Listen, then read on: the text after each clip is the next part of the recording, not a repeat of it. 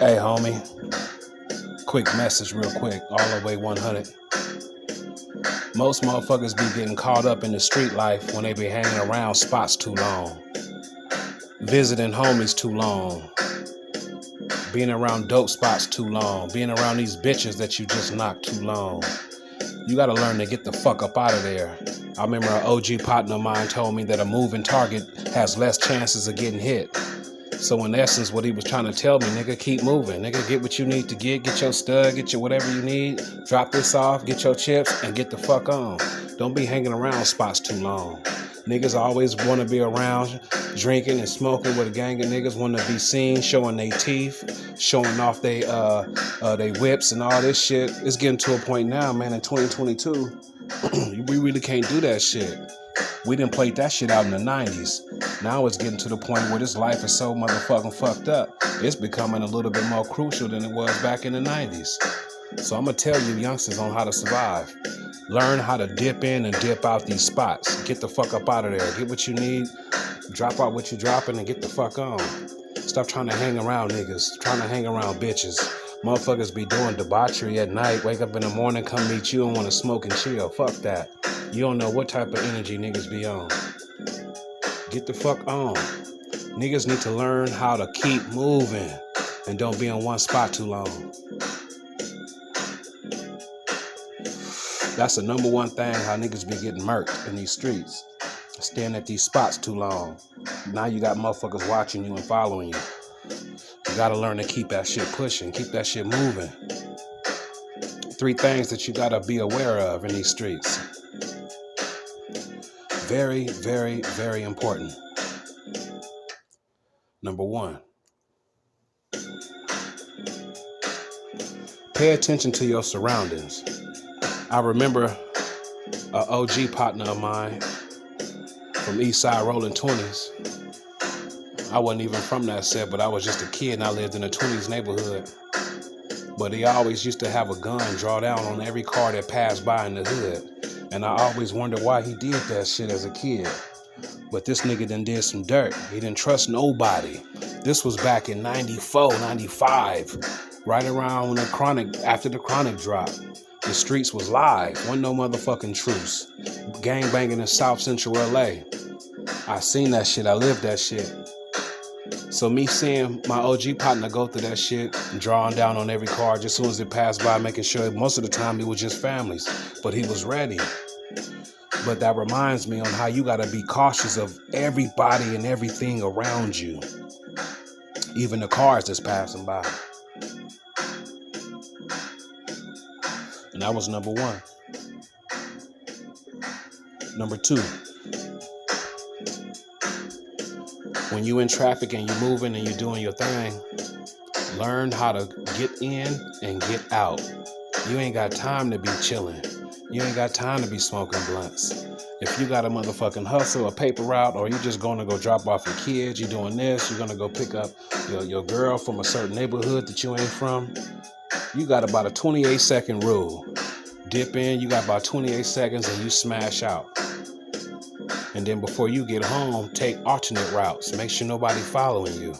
Be cautious of the people that's following you even in traffic. Take different routes home.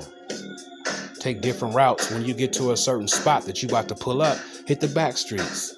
Circle around that motherfucker a couple of times. Check the cars before you pull up. Check alleys, check everything. Tell motherfuckers you 20 minutes out, but you really already about to pull up and you checking out the scene, making sure it's cool before you land. That's how you wiggle in these streets. Number 3, and which is the most important, which is the whole theme of this whole conversation. Very important. If you really ain't about that street life, you haven't been in it since you was a little kid, out after the street lights then came on, you better learn to get home before it get dark. Don't be riding around late nights and chilling and thinking it's cool. These streets ain't no joke. It may seem like it's some square shit that you can maintain, but niggas is suckers out here. Real suckers out here. They'll kill you over the bitch because you was talking or you done knocked the bitch. They'll murk you over some shit. They'll murk you because you've been looking fly and you got niggas and bitches, they got attention. They speaking your name in these streets. So now they looking at you like, oh, that's that nigga right there. Fuck that nigga. I'm about to get this nigga. And that's that envious street life. Niggas low-key really be envious in these streets. They be really jealous. So you gotta really move to the point where you can't really be flossing on niggas. You can't really be putting out your whole artillery of G-Wells and clothes and nice shoes. Sometimes you gotta learn how to dummy down and dress bummy. So niggas don't get the wrong impression that you always in floss mode. A lot of niggas who always get murked, niggas be flossing G-Wells and putting their business out. Nigga, back in the 90s, we didn't do no shit like that. And if we did, we had heat. And we was prepared because we focused on the first thing, which is paying attention to every car, everything around you. We knew how to wiggle in these streets. Same shit that's going on now, been going on since the 80s, since the 70s. Really turned up in the 90s. Then it dummied down in the 2000s, but niggas was still getting murked. Now it's at a point now where the most influential information that you could peep and listen and comprehend is learning how to dip in and dip out in these streets. Fuck trying to be around a gang of motherfuckers. Motherfuckers is bootsy nowadays. Solid niggas is not really common. Motherfuckers will be your friend and switch that shit up on you over some money, over some bitches, over some bullshit. Fuck around and do some little shit like steal your radio. You know what I'm saying? So to protect yourself, to protect your energy from all types of debaucheries in these streets, you gotta learn how to wiggle. Everybody ain't your friend. Everybody from the hood don't have your best interests.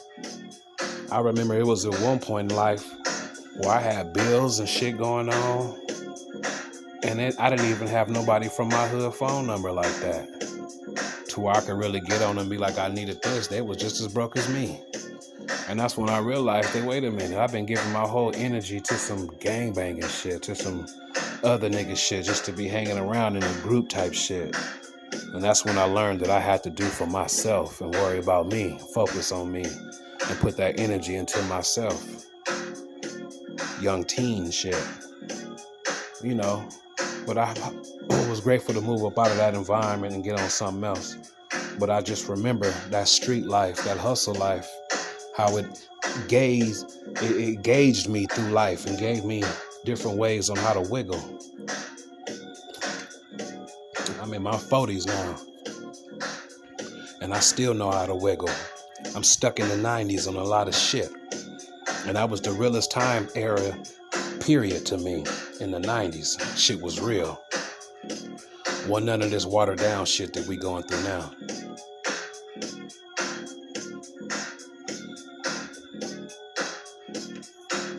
Keep it all the way 100, and I'll tap in.